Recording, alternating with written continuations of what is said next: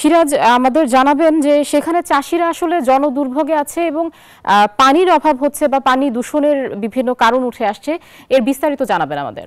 আমি এখন দাঁড়িয়ে আছি মৌলভীবাজার জেলার কমলগঞ্জ উপজেলার বেশ কয়েকটি ইউনিয়ন, মুন্সিবাজার সহ কয়েকটি ইউনিয়নে কিন্তু বিশুদ্ধ পানি এবং জলের অভাবে কিন্তু বুড়ো চাষিরা বিপাকে পড়েছেন। পাশাপাশি ফসলি চাষিরাও কিন্তু বিপাকে রয়েছেন। এখানে আমি গত দুদিন আগেও আসছিলাম, আজকেও আসছি। আসলে এখানে এই অঞ্চলের মানুষরা আমাকে জানিয়েছে যে তারা বলেছে যে সাধারণত যে সমস্ত ডিপ টিউবওয়েল রয়েছে সেই টিউবওয়েলগুলোতে কিন্তু পানি একদম আসছে না, এবং নদী এবং খাল বিল এবং পুকুরগুলোর পানি কিন্তু শুকিয়ে বুড়ো চাষিরা কিন্তু বুড়ো চাষে তারা কিন্তু কষ্ট করে যাচ্ছেন।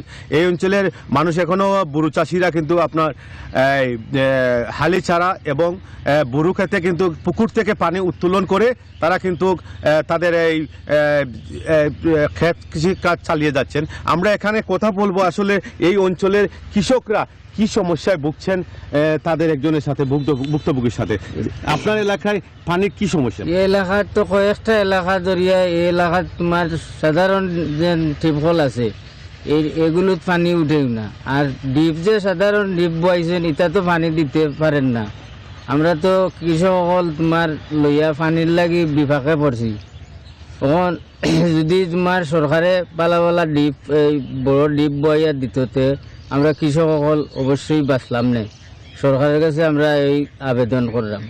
যেমনটি শুনছিলেন, আসলে আমি আপনাদেরকে একটু দেখাচ্ছি। আসলে বুড়ো চাষিরা কিন্তু এই অঞ্চলে প্রচুর বুড়ো চাষ হয়েছে, কিন্তু পানির জন্য কিন্তু তারা আসলে খুব কষ্টে দিন যাপন করছেন।